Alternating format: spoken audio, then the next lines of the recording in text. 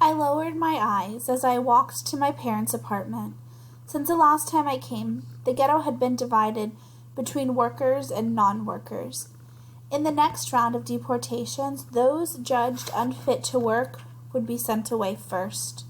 My father should be in the workers' group, but I'd been told he faked an injury during the division of the ghetto, ensuring that he remained with my mother, listed as a non-worker.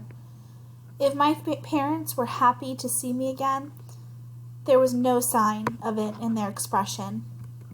We hugged, and there was a stiff clutch against my back from my father's hands. His strength had kept him alive so far, but it couldn't last much longer. My mother was alive only in the sense that her heart continued to beat. I wondered if she kept living only out of hope for Yitzhak to return. With each passing day, that hope faded a little, and so did she. Maybe it wasn't fair for me to judge them this way, not when the same thought nagged at me every time I returned here. Knowing what had happened to Sarah was awful, but the uncertainty of Yitzhak was much worse. A question never answered, an itch never scratched. Mama smiled faintly at me, but although it had only been a short time since I'd last seen her, she seemed to look at me as if I had become a stranger. Maybe I was a stranger now. My mind was older than my 16 years, and I carried myself with confidence and purpose. Outside the ghetto, I had enough to eat, so my face wasn't sunken and hollow like too many faces that stared back at me here, like my parents' face today. A hanging sheet now divided this room. Between my parents and another couple and 3 more families had crowded into the other rooms in this tiny apartment.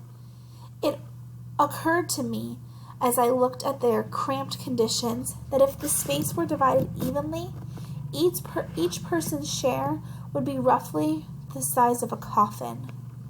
I hated thinking that way, but I did, and it took more effort than usual to shake the image from my mind.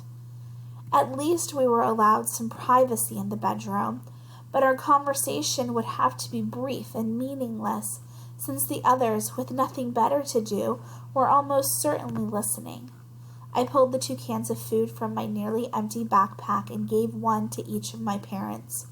My father brought the can to his chest in obvious gratitude, but my mother didn't even seem to register what she was holding. He quietly took her can and folded it into his coat, then promised that he would make sure she ate. "How long can you stay this time?" he asked. "Not long. I never stayed long. These were my parents in name and by blood, but they didn't feel like my parents anymore. Not as we once were. Certainly I had changed too." My father gestured to the same small chair where I usually sat, and he and my mother settled on the wood crates on the floor that served as their bed. "There are rumors," he said with a hopeful smile. "The Germans have spread themselves out too thin, and their defenses are weakening." I shook my head. "It's not true, Papa. They say the Polish army is preparing to fight again." "The Polish army remains underground, if it still exists at all." I drew in a breath. Please don't believe any rumors from inside the ghetto. Where would the people get such news? No letters are allowed here, no newspapers, no radio. Someone wants to believe the war is ending, and that hope turns into rumors, which turns into beliefs that get people killed. I watched his smile fade with every harsh word, but this might be his last chance to finally accept the truth and escape this horrid place, which was why it hurt so deeply when he replied, "We know our fate. We have accepted it." Anger rose within me above the pain. He was like a man agreeing to drown simply because someone had pushed him in the water.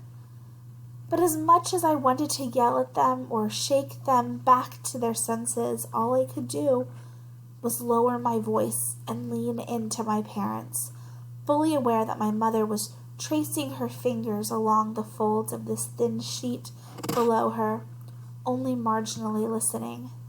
And as cruel as it was to tell them the truth of what was happening outside the ghetto, knowing it would shatter any hopes of Yitzhak being alive, I needed them to fight for their own lives now. You must get out now, or the same thing will happen to you that happened to Yitz and Sarah. Do you still have the identification papers I brought you a few months ago? We have them, Shia, but they're no good to us. Staying here is no good. You know how things will end if you stay, Papa. You must see that by now. The ghettos are safer, Mama said, still distant. Out there we were harassed, beaten. Here, at least we are alone with our own people. I turned to my father. Papa, please. Shia, enough. It's more than your mother can take. His words were gentle, but I didn't want a gentle voice now. I wanted him to be defiant, bold. I wanted my parents to fight for their lives as hard as I was fighting. Suddenly I wasn't here as a member of the resistance, or even as a daughter obligated to help her family. I was their little bird again, frightened and lost, desperate to be held in my parents' arms as they whispered words of comfort and promised to make everything better. I was their child, and I still needed them.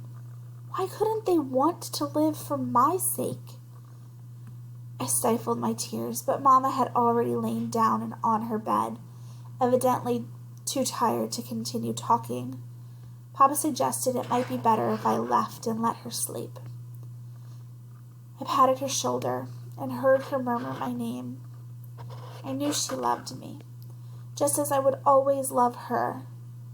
But looking at her, I silently vowed again never to quit fighting, never to accept defeat, and always to remember that every act of resistance mattered. Papa walked me to the bedroom door, and after assuming that we were alone, he whispered, I heard of some Krakow Jews who attacked the Germans at the end of last year, at a cafe in town. Were you a part of that? I looked him in the eyes, not much different from the way I looked at that Nazi, and I lied to him as fluently as I had lied at the gates. Of course not, Papa. The Jews were part of that scout group you used to belong to, Akiva. You're still with them, I hope. You're not still with them, I hope. His eyes focused on mine, and for a brief moment, he was the stern, protective father I'd always known. For that one moment. Then my mother called out, and in his distraction, I repeated, of course not, Papa. He should have known I was lying, but he probably needed to believe it. He nodded, assuring himself that his little girl wasn't capable of what had happened at the cafe. Then he gave me a hug, holding tight as if this would be our last time together. I didn't know if that was because of what was coming for him or for me, but whichever it was, when I said goodbye, it felt final. My heart tore all over again, but I had to keep going. Tomorrow morning I would meet my contact within the resistance to hear what Akiva asked of me now. Quite possibly, it would be a mission from which I was not expected to return. Of course, I was almost never expected to return from any mission, and so far, I always had.